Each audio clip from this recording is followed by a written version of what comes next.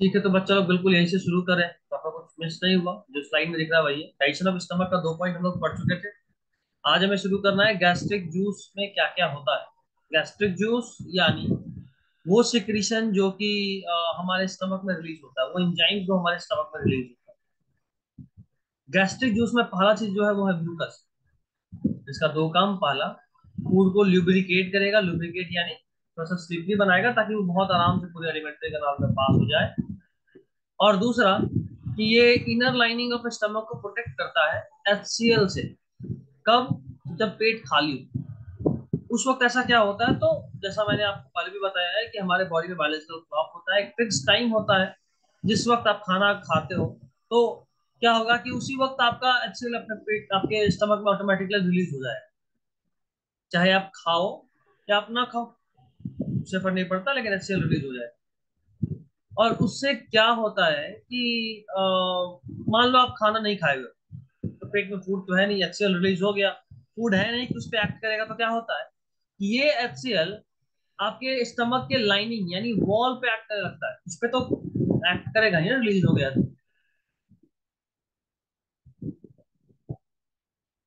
तो अगर वो स्टमक वॉल पे रिलीज होने वाला है या स्टमक वॉल पे एक्ट कर रहा है, तो पूरे स्टमक को ही गला देगा, डाइजेस्ट कर देगा। तो उससे बचने का तरीका ये है कि स्टमक के इनर वॉल पे म्यूकस होता है। कुछ कुछ ऐसे समझो इसको कि मान लो अगर लगातार बारिश हो रहा है तो वो इस दीवार को खराब कर सकता है। तो दीवार को खराब होने से बचाने के लिए हम इस पर पेंट चढ़ाते हैं कि अगर खराब होना है तो पेंट हो, पीछे का दीवार नहीं हो, और पेंट हम दोबारा कर लेंगे। यही स्टमक का स्ट्रेटजी है। खराब होना है, डिग्रेड होना है, डिकम्पोज होना है, तो म्यूकस हो, म्यूकस तो नया बना लेंगे। हर दिन हर वक्त बनाते रहते हैं। ठीक है। तो म्यूकस का काम है, protect the inner layer of stomach from HCl in stomach condition. वैसे ये अकेले नहीं करता, इसके अलावा कुछ और भी है जो इसमें हेल्प करता है, वहीं पे लिख देता हूँ। along with bicarbonate salt of gastric juice।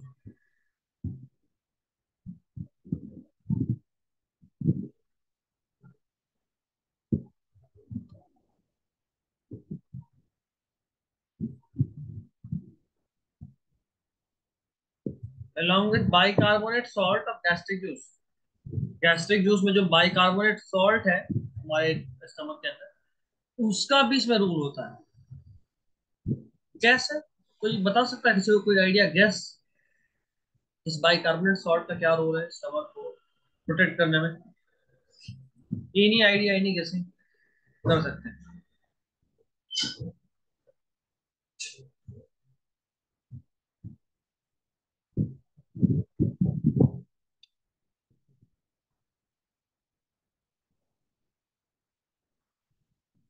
नहीं, बाइकार्बोनेट बेसिक होता है, तो जाहिर सा बात है हमारा जो एसिड है उसको वो करेगा, क्या बोलते हैं, न्यूट्रलाइज करेगा।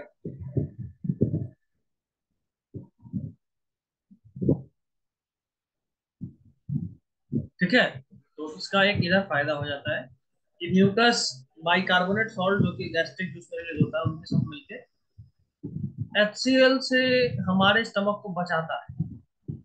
ठीक है। चलिए आगे बढ़ते हैं। म्यूकस के बाद नेक्स्ट का इसका इंपॉर्टेंट रोल है, दैट इज खुद HCl।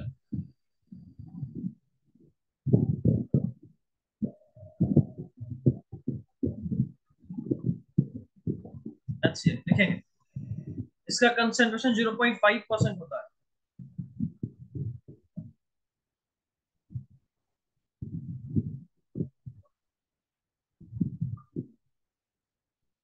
यानी बहुत 100% तो बहुत ज्यादा कंसेंट्रेटेड हो जाएगा ना, उतना भी नहीं होता, 0.5% कंसेंट्रेटेड होता है। क्या करता है ये? तो इट प्रोवाइड्स एसिडिक मीडियम,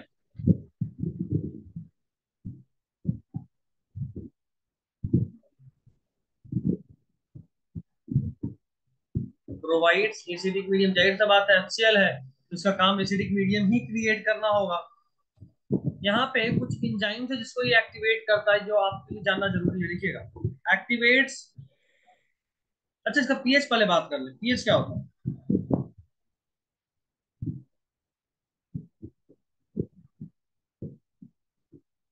1 से लेकर 1.8 तक, यानी बहुत ज्यादा फिर भी कंसंट्रेटेड है ना, पीएच बहुत कम है, एक पीएच बहुत कम हो जाता है ना,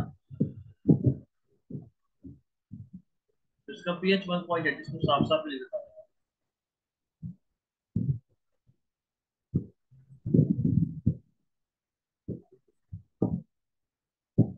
ठीक है, pH 1 to 1.8।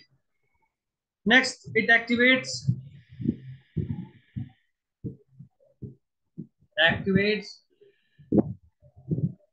Gastric proenzyme. Proenzyme किसको बोलते हैं? देखो, हमारे बॉडी में कोई भी इंजाइम एक हमेशा एक्टिवेटेड फॉर्म में नहीं होता। अगर मान लो हमेशा एक्टिवेटेड फॉर्म में रहेगा, जैसे मान लो पाइल का काम है फैट को इमल्सिफाई करना, पेप्सिन का काम है प्रोटीन को ब्रेक करना, तो जैसे मान लो पेप्सिन रिलीज हो रहा था स्टमक में, लेकिन कोई भी स्ट्रक्चर जो हमारे बॉडी में बना होता है वो भी प्रोटीन होता है। Any structure which is present in our body is also protein. तो आप सोचो, तो जो हमारे बॉडी में स्ट्रक्चर है वो भी अगर प्रोटीन है, तो जहां से रिलीज हो रहा है क्या उसी प्रोटीन को डाइजेस्ट नहीं कर देगा? क्योंकि जहां से रिलीज हो रहा है वो भी कोई ना कोई स्ट्रक्चर होगा, है ना? तो जहां से रिलीज हो रहा है उसको भी डाइजेस्ट कर सकता है, नहीं करे, इसलिए जब वो रिलीज होता है तब वो इनएक्टिवेटेड फॉर्म में होता है, यानी वो कुछ नहीं कर सकता। समय के साथ जब जहां जरूरत होगा उस हिसाब से हम उसको एक्टिवेट करते हैं, और उसके बाद वो अपना एक्शन करता है। नहीं तो फिर जहां से मान लो हम करें यहाँ पे जमा हो रहा है, इस मेरे हाथ में जमा हो रहा है पेप्सिन, यहाँ से रिलीज हो रहा है फिर जा रहा है स्टमक, लेकिन ये हाथ भी तो स्ट्रक्चर जो कि प्रोटीन से बना होगा, अगर ये पेप्सिन एक्टिवेटेड होगा तो वो इस हाथ को भी तो डाइजेस्ट कर देगा। ये बात होता है, इसलिए ये यूज नहीं करते। तो एचसीएल जो एसिडिक मीडियम क्रिएट करता है उससे जो प्रो इंजाइम है, इनएक्टिवेटेड इंजाइम को प्रो इंजाइम बोलते हैं। ठीक है। कई बार ये कंप्लीट भी नहीं होता, कोई और चीज आकर जुड़ता है तब कंप्लीट होता है। तो जो HCl है वो इस प्रो एंजाइम को एक्टिवेट करता है। ठीक है। Next point. सर बोलो। स्लाइड अप कीजिए ना, स्क्रीनशॉट लेंगे। हम पूरा स्लाइड भेज देंगे। ठीक है। Dissolves the cementing material of food.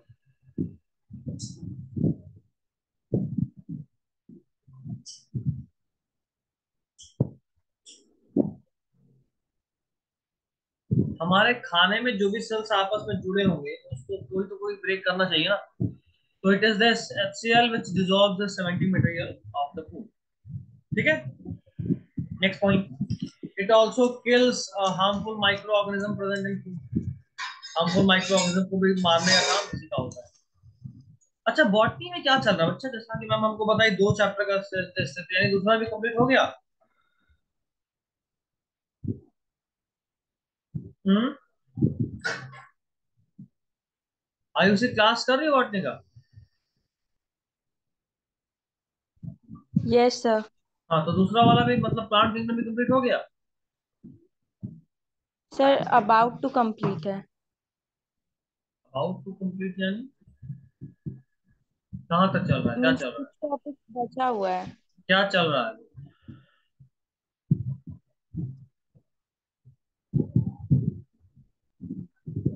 Sir एक सेकंड देख के बताते हैं। देख लो। सर प्लांट किंगडम का भी टेस्ट है। हाँ, मेरे पास तो लिखा हुआ यही आया, तो एग्जैक्ट तो क्वेश्चन क्यों? पेपर देख के ही जाने। क्यों, क्या अच्छा है ना, साथ साथ कर लो। तुम लोग का भी प्लांट किंगडम वही का भेज। सर क्वेश्चन आप बना रहे हैं? नहीं, बॉटनी का मैम चेक कर रहे हैं। हैं? बॉटनी का मैम सेट कर रही है। कल सिर्फ बॉटनी का ही है ना, या जूलॉजी का भी है? यस, दोनों का। बॉटनी जूलॉजी दोनों का है? हाँ हाँ हाँ। हाँ। एनिमल टिश्यू, क्या सर, बायोलॉजिकल मतलब क्लासिफिकेशन ऑफ प्लांट किंगडम। बिल्कुल। तो जूलॉजी का अलग ही क्वेश्चन रहेगा ना, या उसी में अटैच रहेगा? उसी में अटैच रहेगा। सर टेरिडोफाइट्स पढ़ा रही हैं। टेरिडोफाइट्स स्टार्ट हुआ है कि खत्म हो गया है सर या मिड में? खत्म हो गया है। ठीक है, टेरिडोफाइट्स हो गया तो सिर्फ बचा जिम्नोस्पर्म, एक क्लास और। ठीक। ठीक है, अच्छा वो बता दी है फेज। डिप्लॉन्टिक होता है, हैप्लॉन्टिक होता है, हैप्लोडिप्लॉन्टिक होता है, लाइफ साइकिल। ये ठीक है, तब फिर एक क्लास और। ठीक है, तो it dissolves the cementing material of food. Next point, it also kills the harmful microbes, also kills the harmful microbes present in food. खाने में जो हार्मफुल माइक्रोब्स होता है उसको भी किल करता है, मार देता है। ठीक है, एक बात और यहाँ इंपॉर्टेंट, जो बहुत इंपॉर्टेंट है, ये लिख लीजिएगा। Promotes the absorption of iron. Pen का कलर चेंज करके लिखिएगा। ठीक है, अच्छा आइडिया है वैसे।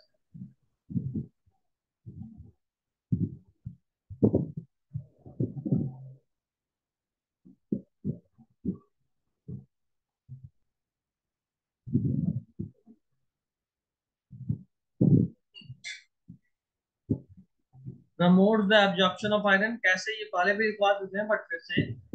Fe3+ को कन्वर्ट कर देता है Fe2+ में, और अगर HCl है तो आयरन है बॉडी में, और अगर बॉडी में आयरन है तो ही बॉडी में आरबीसी बन पाएगा, तो ही ब्लड बन पाएगा। सो as indirect role, so has indirect role in erythropoiesis.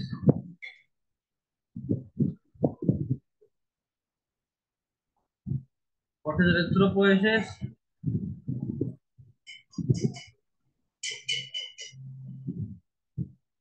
Formation of blood is called erythropoiesis. बताइए यहाँ तक मेरे से कोई दिक्कत?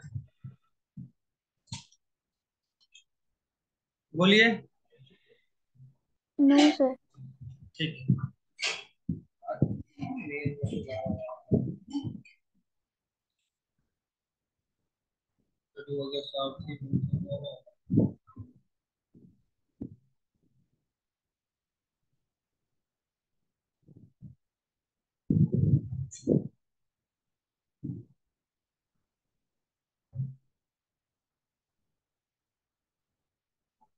चलो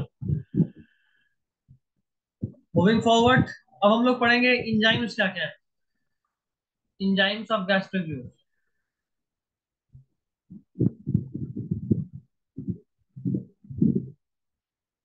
एक सेकेंड, हाँ, कैसे कैसे रूल करता है enzyme having role in digestion in stomach. ये सब टॉपिक है ना? अब टॉपिक क्या, अब इसमें तो पहले सेल्स पढ़े थे ना, क्या पढ़े थे? कंटेन, नहीं सब टॉपिक कैसे होगा, म्यूकस है, HCl है, और अब इंजाइम्स है जो भी जिनका रोल है डाइजेशन, इसके अंदर सब टॉपिक। अच्छा, इसके अंदर जो पहला सब टॉपिक बनेगा HCl में। एक और पॉइंट ऐड करो तो ध्यान आ रहा है, HCl के लिए कलर चेंज कर देता हूँ, इम्पोर्टेंट।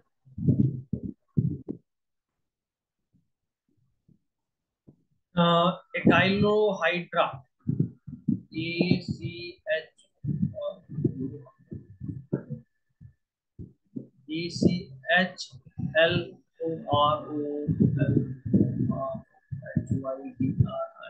काइलोहाइड्रिया। ये एक ऐसा कंडीशन है जिसमें HCl सीक्रेट नहीं होता है। Condition in which there is no secretion of HCl in body। Body के तो फिर अंदर क्या होता है? कुछ नहीं, बहुत दिक्कत हो जाएगा, फूड डाइजेस्ट नहीं हो पाएगा, प्रॉब्लम क्रिएट होगा। तो इससे कोई डिजीज भी तो हो सकता है ना। इसका तो नाम बता। एक एक क्लोरोहाइड्रा एक ऐसा कंडीशन है, एक ऐसा बीमारी है जिसमें ऐसा होता है। अब सोचो, अभी हम लोग पढ़े कि HCl का रोल है आयरन में भी, आयरन एब्जॉर्प्शन में भी। तो अगर आयरन एब्जॉर्प्शन नहीं हो पाएगा तो जाहिर सी बात है बात फंस जाएगा, है ना। एरिथ्रोपोइसिस नहीं हो पाएगा। एरिथ्रोपोइसिस है यानी food production, sorry blood production. ये सब चीजें तो इम्पोर्टेंट है, अपना रोल प्ले कर रहा हूँ। ठीक है। तो इसका क्योर है। तो HCl इंजेक्शन के थ्रू या फिर कई बार हम लोग जो सेल्स है जो रिलीज करता है उसको एक्साइट करने के लिए दवा देते हैं। ठीक है, ये भी करना पड़ता है हमें, और कोई ऑप्शन है। चलो, सबसे पहला प्रोरेनिन। अब हम लोग सब टॉपिक बना रहे हैं, इंपॉर्टेंट। प्रोरेनिन, रेनिन एक ऐसा एंजाइम है जिसका रोल होता है मिल्क प्रोडक्शन में। प्रोरेनिन यानी प्रिमिटिव फॉर्म ऑफ रेनिन, यानी इनएक्टिव एंजाइम। जब इस पे HCl एक्ट करता है तो ये कन्वर्ट होता है रेनिन में। ध्यान रखिएगा, रेनिन को इन्फेंट एंजाइम भी बोलते हैं। इन्फेंट एंजाइम क्योंकि ये दूध पीते बच्चे में होता है मेनली। ठीक है, बड़े होने पे डिग्रेड कर जाता है। इसका काम क्या है भाई, रेनिन किस पे काम करेगा, तो लिखेंगे it acts on milk protein. जाहिर सी बात है, सुबह से लेकर शाम तक खाने के लिए दूध पर डिपेंडेंट कौन है? तो रेनिन है ना। सॉरी, बच्चा इन्फेंट है तो उसके बॉडी में रेनिन होगा ताकि वो उस मिल्क को डाइजेस्ट कर पाए। मिल्क प्रोटीन का नाम बता सकता है कोई? केजिन। मिल्क प्रोटीन का नाम इज केजिन। और मिल्क शुगर को क्या बोलते हैं? Lactose.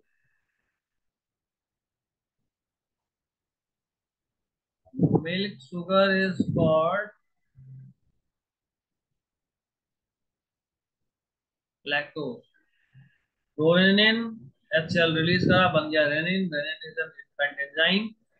Rennin acts on milk protein. Milk protein क्या है? तो केजिन है। मिल्क प्रोटीन का नाम केजिन, उसी तरह मिल्क शुगर को क्या बोलते हैं? तो लैक्टोज बोलते हैं। ये ध्यान रखिए। ठीक, पहला एंजाइम के बारे में पढ़ लिए, मिल्क प्रोटीन। ये जो केजिन है ना, इस पे कैसे काम करता है ये भी बता ही देता हूँ। एक्स्ट्रा है वैसे ये,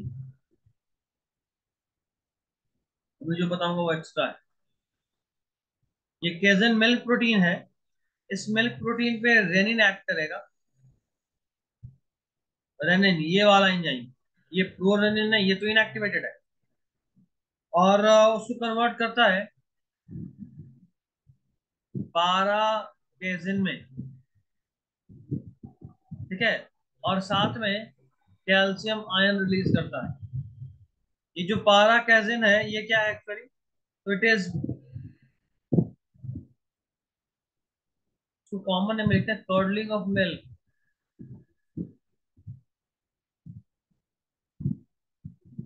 कर्डलिंग ऑफ मिल्क, या फिर इसी को एक और नाम है कोएगुलेशन ऑफ मिल्क।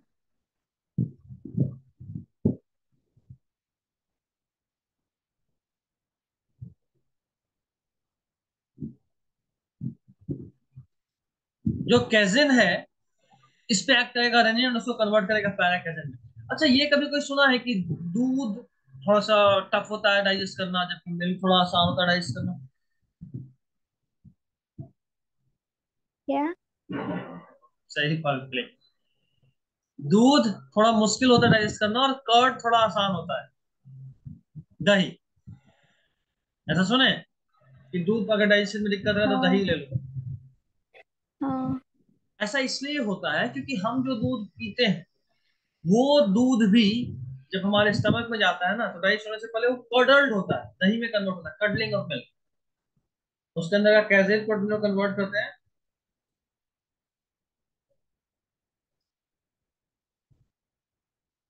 हाँ, तो जो मिल्क आपने लिया नॉर्मल, वो आपके स्टमक में गया और वहां कर्डल्ड हो गया यानी दही में कन्वर्ट हो गया। उसका जो केजिन प्रोटीन था वो कन्वर्ट हो गया पारा कैजिन में। यहाँ ध्यान देने वाला बात है, आपके बॉडी में चाहे आप नॉर्मल भी दूध पियोगे और स्टमक में, तो वो दही में ही कन्वर्ट होगा। तो जैसा कि हम बोले कि ये जो रेनिन है ये इन्फेंट एंजाइम है, बच्चे में ज्यादा होता है, बड़े होने के बाद कम हो जाता है। तो अगर बड़े होने के बाद कम हो जाता है यानी बड़े लोगों में इस रेनिन का कमी होगा, और रेनिन का कमी होने की वजह से वो दूध नहीं डाइजेस्ट कर पाएंगे। दूध का नहीं डाइजेस्ट होना इज मिल्क इंटॉलरेंस। ठीक है, क्या बोलते हैं उसको? मिल्क इंटॉलरेंस, कि वो दूध डाइजेस्ट नहीं कर पा रहे हैं। पर इसलिए कहा जाता है कि अगर आप दूध नहीं पी पाते तो दही ले लीजिए, उसको, उसके लिए इस रेनिन का जरूरत मिल्किंग नहीं है। क्या सर? कॉडलिंग ऑफ मिल्क एक हो गया, ओ, इसको पैराकेजिन वाला। और अगर आपसे दूध बर्दाश्त नहीं होता, दूध डाइजेस्ट नहीं हो रहा, तो उसको बोलते हैं लैक्टोज इंटॉलरेंस। ठीक है, हो गया। चलिए, ये एक्स्ट्रा था पूरा पूरा।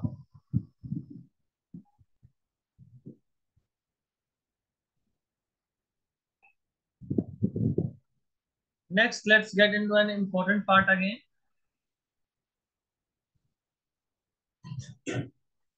This time the heading is, मतलब हेडिंग नहीं, अगला एंजाइम का बात करेंगे। सबसे पहले प्रोरेनिन का बात करते, जब बात कर रहे हैं प्रोपेप्सिनोजन, या इसी को बोलते हैं पेप्सिनोजन। पेप्सिनोजन, ये पेप्सिनोजन पे जब HCl एक्ट करता है, then it converts into pepsin. इसमें कन्वर्ट होगा पेप्सिन, और ये पेप्सिन ऑटो कैटलिस्ट है, यानी पहला प्रोपेप्सिनोजन को पेप्सिन में कन्वर्ट करने के लिए यू नीड HCl। लेकिन एक बार जब कोई भी प्रोपेप्सिनोजन पेप्सिन में कन्वर्ट हो गया, तो ये पेप्सिन बाकी सारे प्रोपेप्सिनोजन को भी एक्टिवेट कर सकता है। ठीक है, यानी आप अगर एक बच्चे को शरीफ से बदमाश बना दिया, वो बदमाश बच्चा बाकी शरीफ बच्चे को भी बदमाश बना सकता है। कोई एक ही बाहरी आदमी चाहिए जो एक पहले बच्चे को बिगाड़ दे, बाकी तो आपस में ही सब बात करने में बिगड़ जाएगा। दैट्स इट, कि पेप्सिनोजन को पहली बार एक्टिवेट करने के लिए HCl चाहिए, जब वो पेप्सिन में कन्वर्ट हो जाए। उसके बाद तो ये पेप्सिन खुद ही बाकी सारे पेप्सिनोजन को पेप्सिन में कन्वर्ट कर लेगा, और इसीलिए इसको बोलते हैं ऑटो कैटलिस्ट। ठीक है, कोई भी प्रोटीन हो, कोई भी प्रोटीन हो, जब उस पे एक्ट होता है पेप्सिन, तो वो कन्वर्ट हो जाता है पेप्टोन्स और पेप्टाइड में। इसमें तो पेप्टोन और पेप्टाइड ने, इसको बोलेंगे प्रोटियोजेस।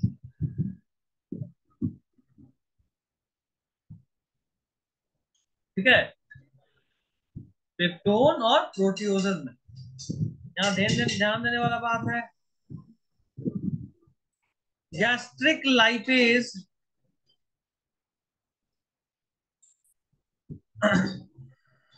लाइपेज फैक्ट पे एक्ट करता है। Gastric lipase does not act here.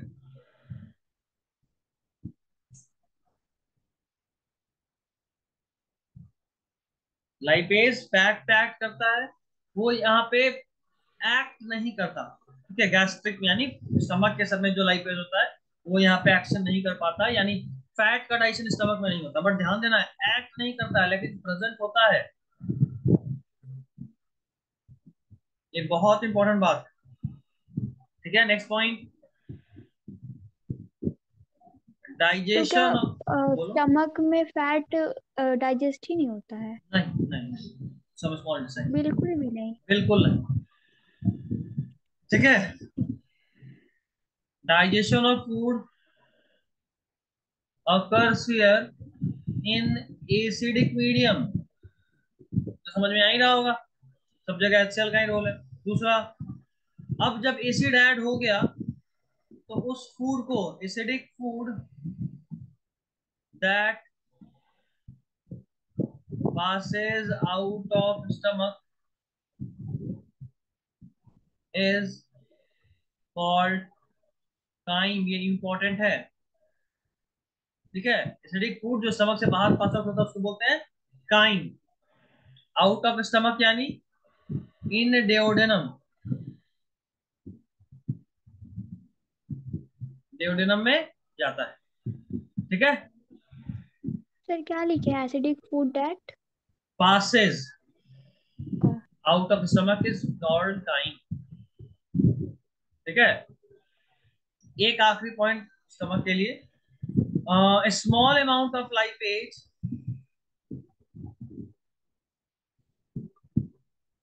small amount of lipase is also secreted by gastric gland, also